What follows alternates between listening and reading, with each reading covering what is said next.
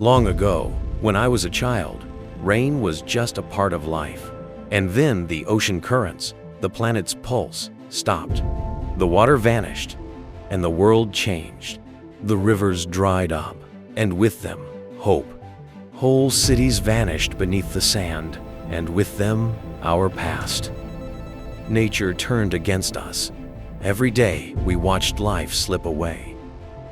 We turned to the seas as our last hope, but we destroyed them. The world had fallen into chaos. It seemed there was no escape.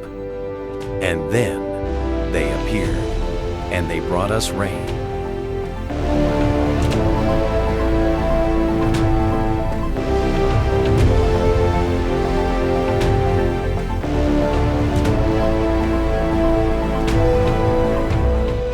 It rained for a long time. It rained everywhere, even in places where it had never rained before. The world came alive again. Hope was reborn. But humanity remained humanity. Our saviors had nowhere to go. Their world was dead, and some of us refused to share ours. And so, here we stand, face to face, against our saviors who lifted us from the dust, against friends